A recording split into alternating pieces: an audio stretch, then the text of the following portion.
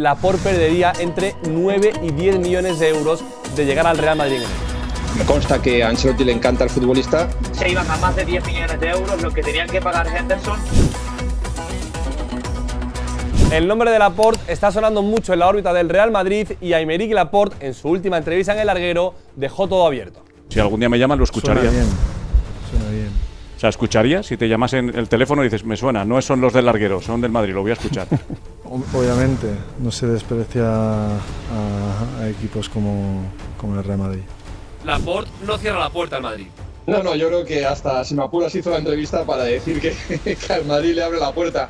Pero es una opinión, quizá no, quizá quería hablar de la selección y de lo que hizo en la Eurocopa. Y bueno, pues yo creo que sí, que él se posicionó y hace bien, ¿no? Porque es un futbolista que le queda el último contrato y que al Madrid sí que es verdad que le hace falta un defensa. Lo que ocurre es que en Laporte hay un condicionante muy importante y es su sueldo, ¿no? Su sueldo y que juega en un equipo en Arabia Saudí que pagó ya por él un dinero. Y aunque me consta que a Ancelotti le encanta el futbolista, también me consta en el club que la idea es la de no fichar a jugadores con esta edad, salvo que lleguen libres. Como nos explica Javier Raez, integrante del Larguero que estuvo allí entrevistando al central, en enero sería la mejor opción. Todos ganarían, pero el fichaje de Aymeric Laporte en enero es completamente imposible.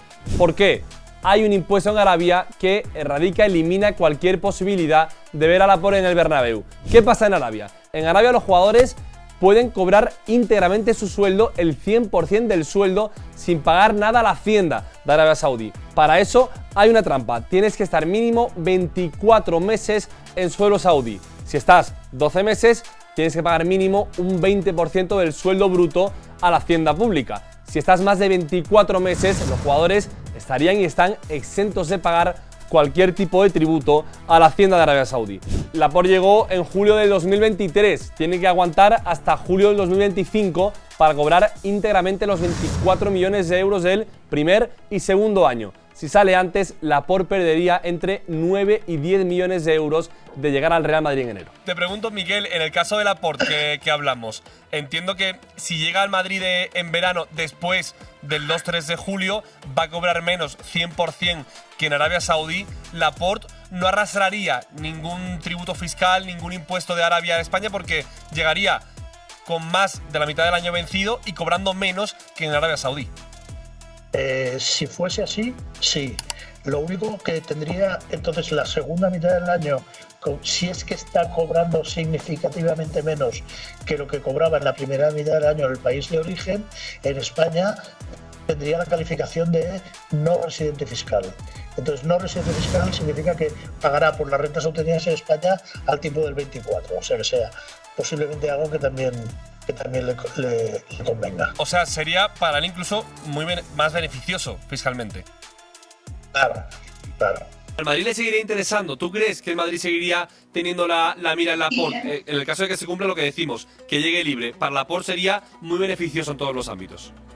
Es muy difícil asegurar las cosas. Ahora, si él viene libre, se rebaja el sueldo, pues a lo mejor el Madrid, de verdad que el futbolista como futbolista gusta, claro, pero lo que tiene es un condicionante en un contrato que es para el Madrid es leonino, o sea, es imposible de admitir o con el Madrid no entra ese tipo de jugador.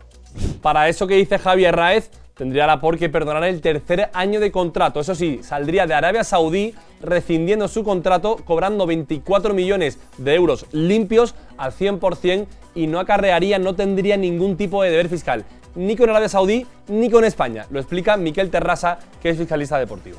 ¿Tiene alguna exigencia fiscal concreta o no tiene ninguna exigencia fiscal cuando llega a un país de origen, en este caso España? En principio no. Lo que pasa es que también te digo que eso hay que mirarlo con lupa filipina, en el sentido de que lo que no puedes hacer es una condonación a la brava, pues porque a lo mejor tienes algún tipo de riesgo que te digan que ese perdón es un ingreso. Vale. Pero en principio no debería ser así. O sea, una rescisión de contrato. Si yo rescindo, sí, una rescisión de contrato en principio no debería suponer mayor tributación ni en Arabia ni en cualquier otro país ni en España. También depende un poco del país de origen, pero vamos, en principio no le veo mayor problema. ¿Por qué comentamos todo esto con tanta importancia? ¿Por qué lo vemos tan relevante? Porque Jordan Henderson hace un par de años sentó un precedente muy peligroso. Dejó el Liverpool, firmó por Arabia, duró 7 meses y después se enfrentó a una gran pesadilla fiscal. Porque aunque parecía aquello un reto para largo el de Jordan Henderson, al final él mismo acabó arrepintiéndose, como meses después acabó pues reconociendo el futbolista inglés. El problema que tiene es el contrato que ha firmado y lo condicionado que está, porque me lo traía aquí apuntado para comentarte, porque lo informaba el Daily Mail en su momento, y es que la legislación fiscal en el Reino Unido dice que quienes se marchan a trabajar fuera del país, y bueno, Jordan Henderson se marchaba del Reino Unido después de muchos años, tenían que pagar una retención del 45% de sus ingresos si volvían antes de un año. Henderson, como tú has dicho, volvía a los escasos meses de marcharse. O sea, por esa parte, por ese lado, perdía 7 millones de libras a más de 8 millones de euros que tenía que se le retenían por ingresos. Y por otra parte, al HM Revenue and Custom, que es pues el ministerio no gubernamental que se encarga pues del tema del fisco en Reino Unido, tenía que pagar por impuestos otros 3 millones de libras. Al final se iban a más de 10 millones de euros lo que tenían que pagar Henderson por volverse de Arabia Saudí antes de tiempo. Y así lo cuenta Pablo Montaño, corresponsal del diario AS de la cadena SER en Inglaterra. Henderson, al querer volver, se encontró con una auténtica pesadilla fiscal inglesa que le prohibió, le eliminó cualquier posibilidad de volver a Inglaterra. Pero que le permitió pues poder volverse y acabar pues recalando en el Ajax después de ese fichaje frustrado. Es una jaula de oro, Pablo, Arabia, que tiene sus riesgos. Si te quedas menos de 2 años allí, no estás exentos de pagar impuestos, es decir, no es limpio. Si pasa más de 24 meses en Arabia, ya allí puedes tributar de forma única y además estás exento de pagar cualquier tipo de impuesto. Laporte firmó 48 millones de euros 2 temporadas, cobraría íntegro 48 millones de euros 2 temporadas, pero si vuelves, Pablo, el caso de Henderson te lo deja muy claro.